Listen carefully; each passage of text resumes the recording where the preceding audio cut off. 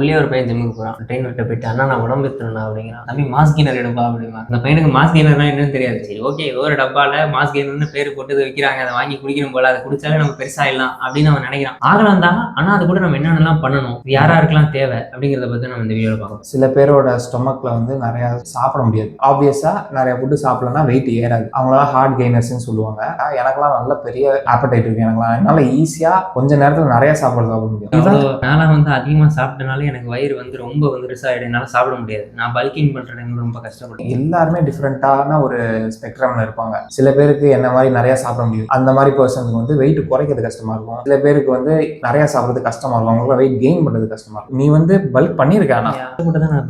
சாப்பிடவே முடியாது. கஷ்டப்பட்டு புஷ் பண்ணி பல்க் பண்ணிருக்கான். சில பேர்னால அதுவுமே சாப்பிட முடியாது. கொஞ்சம் சாப்பிட்டாலும் வயிறு ஃபுல் ஆயிருவாங்க. அவங்கள மாதிரி ஆட்களுக்குலாம் வந்ததுதான் அந்த மாஸ் கெய்னர். இன்னொன்று வந்து சில பேருக்கு இந்த ஃபாஸ்ட் மெட்டபாலிசம்லாம் இருக்குன்னு சொல்லுவாங்க. எவ்வளவு சாப்பிட்டாலும் உனக்கு உடம்பு ஏற மாட்டேதுரா அப்படிம்பாங்கல்ல. அதுக்கு பிஹைண்ட் இருக்க சயின்ஸ் என்ன அப்படின்னா, அவங்களுக்கு வந்து மெட்டபாலிக்கலி அவங்க ரொம்ப ஃபாஸ்டான மெட்டபாலிசம் ஆகும். அவங்களுக்கு வந்து ஈஸியா வந்து நம்ம சாப்பிட்ற எல்லாமே ஈஸியா மெட்டபாலிஸ் ஆயிடும், உடம்புல பெருசா எதுவும் சேராது. ஸோ அந்த மாதிரி ஆட்களுக்கு வந்ததுதான் இந்த மாஸ் கெய்னர். ஒரு ஸ்மால் குவான்டிட்டியில எப்படி நிறைய கேலரி சாப்பிட்றதுன்ற கான்செப்ட் தான் மாஸ் கெய்னர். ஃபாரின்லலாம் கண்டுபிடிச்சு இப்போ நம்ம யூஸ் பண்றோம். நீங்க மாசா கெயின் பண்ணணும் அப்படின்னா ஜென்ரலா நம்மளோட ட்ரெடிஷனல் ஃபுட்டே மாஸ் கெய்னருக்கு ஈக்குவலான ஃபுட்டு தான்.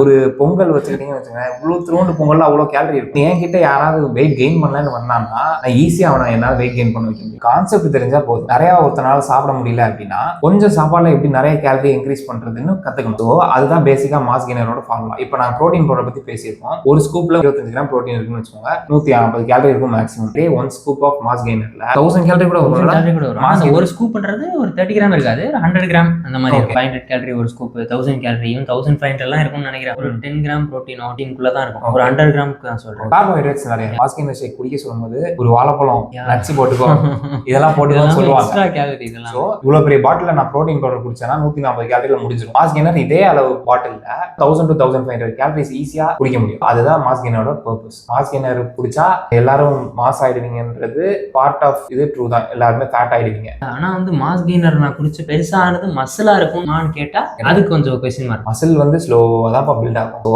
நீங்க மாஸ் கெய்னர் வந்து நாலேஜே இல்லாம ஆல்ரெடி குண்டா இருந்துட்டு மாசா கெயின் பண்ணணும், மசில் கெயின் பண்ணணும்னு நினைச்சு மாஸ் கெய்னர் குடிச்சீங்கன்னா மசில் கெயின் ஆகாது, ஃபேட் தான் கெயின் ஆகும். ஸோ மாஸ் கெய்னர்ன்றது ஒரு ஸ்பெசிஃபிக்கான ஆட்களுக்கு இருக்கு. அவங்க யூஸ் பண்ணா போதும். அது எல்லாரும் யூஸ் பண்ணணும் அவசியம்.